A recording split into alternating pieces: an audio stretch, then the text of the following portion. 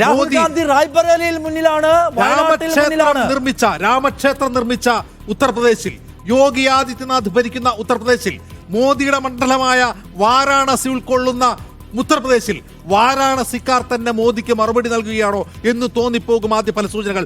6000 വോട്ടിന് നരേന്ദ്രമോദി പിന്നിലാണ് എന്ന് പറയുമ്പോൾ കഴിഞ്ഞ തവണ നരേന്ദ്രമോദിയുടെ ഭൂരിപക്ഷം എത്രയാണെന്ന് നിഷാദ് ഓർക്കണം. 4 ലക്ഷത്തിലധികം വോട്ടിന്റെ ഭൂരിപക്ഷവുമായി ജയിച്ച വാരാണസിയിൽ 6000 വോട്ടിന് ഇപ്പോൾ അദ്ദേഹം പിന്നിലാണ് എന്ന് പറയുമ്പോൾ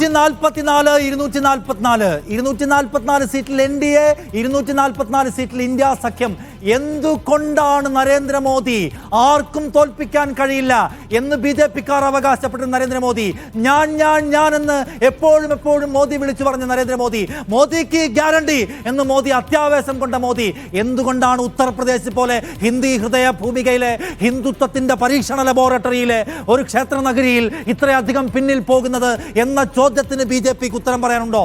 ഈ 6600 വോട്ടും മറികടന്ന് ഒരുപക്ഷെ വീണ്ടും മോദി മടങ്ങി വന്നേക്കാം. പക്ഷേ മോദിയെ പിന്നിലാക്കുന്ന ട്രെൻഡിന്റെ ഒരു സൂചന ഒരു നിമിഷത്തിൽ തരാൻ കഴിയുന്നു അവിടെ നിന്ന് എന്നത് മോദിയെ സംബന്ധിച്ചൊരു പരാജയമല്ലാതെ മറ്റെന്താണ്? തെലങ്കാനയിൽ കോൺഗ്രസ് തിരികെ വന്നിരിക്കുന്നു നിഷാദ്. 10 സീറ്റുകൾ അവർ ലീഡ് ചെയ്യുകയാണ്. തെലങ്കാനയിൽ BJPയുടെ തേരോട്ടം പ്രവചിച്ചവരാണ്. പക്ഷേ തെലങ്കാന പോയിട്ടില്ല, മഹാരാഷ്ട്ര പോയിട്ടില്ല, ഉത്തർപ്രദേശ് പോയിട്ടില്ല. പക്ഷെ മധ്യപ്രദേശിൽ വലിയ പരാജയം അവർ ഏറ്റുവാങ്ങുന്നുണ്ട്. മഹാരാഷ്ട്രയിൽ 17 സീറ്റിൽ ലീഡ് ചെയ്യുന്നത് ഇന്ത്യ സഖ്യമാണ്. ഇന്ത്യ സഖ്യം രാജസ്ഥാനിൽ 9 സീറ്റിൽ ലീഡ് ചെയ്യുന്നുണ്ട്. ചില്ലറ നേട്ടമല്ല, രണ്ടിടത്തും മുന്നിൽ നിൽക്കുന്നത് അത്ഭുതപ്പെടുത്തുന്ന ഉത്തർപ്രദേശാണ് നിഷാദ്. അവരുടെ ഒരു ഏറ്റവും ബെസ്റ്റ് സെനാരിയോയിൽ 30 സീറ്റിലധികം പ്രതീക്ഷിക്കാത്ത ഇന്ത്യ മുന്നണി ഇതാ 37 സീറ്റിലാണ് ലീഡ് ചെയ്യുന്നത്. 62 സീറ്റിൽ കഴിഞ്ഞ തവണ മുന്നിൽ നിന്നിരുന്ന 80-ൽ 62 കൈയടക്കി വെച്ച BJPയോട് ഇതാ അവർ കണക്ക് ചോദിക്കുകയാണ്. ആരൊക്കെ കൂടി? കോൺഗ്രസ് ഉണ്ട്, അവിടെ സമാജ്വാദി പാർട്ടി ഉണ്ട്, അഖിലേഷ് യാദവ് ഉണ്ട്.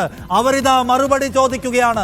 ഉത്തർപ്രദേശിൽ BJPക്ക് അടിപതറിയാൽ പിന്നെ സകലയിടത്തും പതറി എന്ന് വിചാരിക്കണം. എന്തുകൊണ്ട് 244 ചലിക്കുന്നില്ല? 244 NDAക്കുള്ളതിൽ 1 തൃശ്ശൂരിൽ നിന്നാണ് എന്നത് ആവർത്തിച്ച് ഓർമ്മിപ്പിക്കുകയാണ്. കേരളത്തിൽ നിന്ന് 1 സീറ്റ് കൂടി കൂട്ടിയാണ് 244. സുരേഷ് ഗോപി പിന്നോട്ടല്ല, സുരേഷ് ഗോപി വിജയത്തിലേക്ക് സഞ്ചരിക്കുന്നു എന്ന് ന്യായമായും വിചാരിക്കണം. സുരേഷ് ഗോപിയെ EVM എണ്ണി തുടങ്ങിയതിന് ശേഷം 4113 വോട്ടിന് ഇപ്പോൾ ലീഡ് ചെയ്യാണ്. തൊടാൻ കഴിഞ്ഞിട്ടില്ല സുനിൽ കുമാറിനും ഒപ്പം കെ മുരളീധരൻ തൊടാൻ കഴിഞ്ഞിട്ടില്ല. 6223 വോട്ടിന് പിന്നിൽ ആരെങ്കിലും ഒരു കാര്യം അറിയുമോ?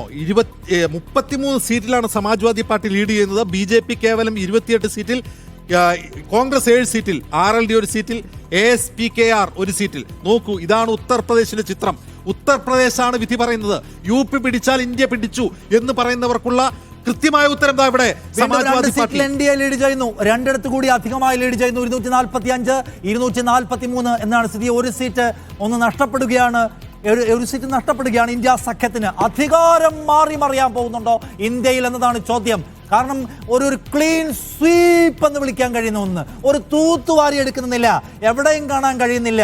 ആദ്യത്തെ 1.5 മണിക്കൂറിലേക്ക് എത്തുമ്പോഴും നരേന്ദ്രമോദിയുടെ സഖ്യത്തിന് ഒരു വിജയാരവം. 400 പാർ, 400 മേലെ എന്ന മുദ്രാവാക്യമാണ് 245 ചുരുണ്ടുകൂടി കിടക്കുന്നത് എന്ന് നമ്മൾ ഓർക്കണം.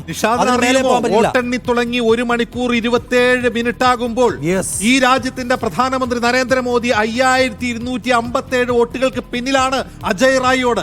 രാജ്യത്തിന്റെ പ്രധാനമന്ത്രിയാണ്, വാരാണസിയാണ്, ലക്ഷങ്ങളുടെ ഭൂരിപക്ഷമുള്ള സ്ഥലമാണ്. ഉത്തർപ്രദേശിലേക്ക് നോക്കൂ, എല്ലാവരും UPയിലേക്ക് നോക്കൂ. UPയിൽ നാം എന്താണ് കാണുന്നത് നിഷാദ്?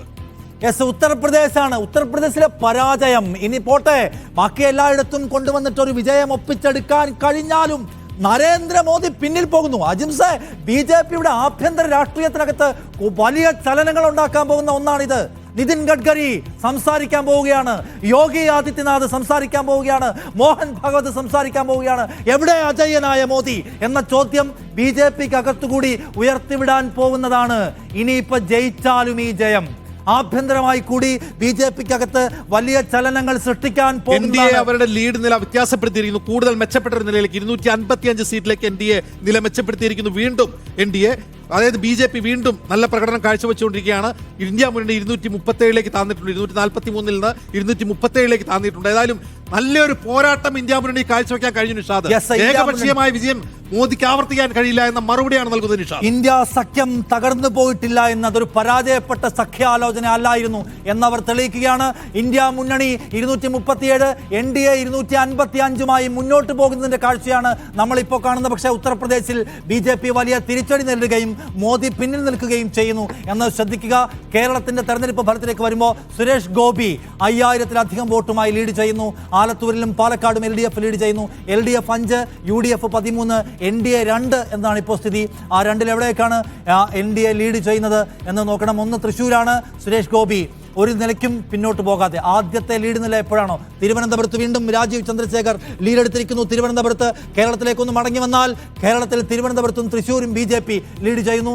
ആദ്യത്തെ 1.5 മണിക്കൂർ പിന്നിടുമ്പോൾ തിരുവനന്തപുരവും തൃശ്ശൂരും BJP പ്രതീക്ഷയോടെ കാണുന്ന 2 മണ്ഡലങ്ങൾ അവർ ലീഡ് ചെയ്യുന്നു എന്നതാണ് കാഴ്ച.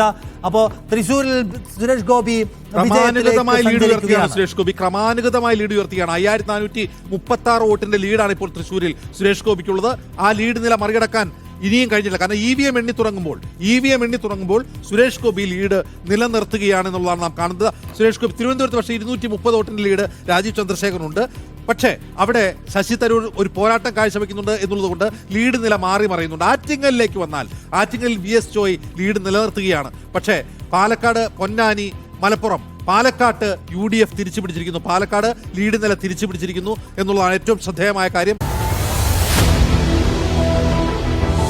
എണ്ണിപ്പറയും ഓരോ വോട്ടും. June 4 media 1-നൊപ്പം.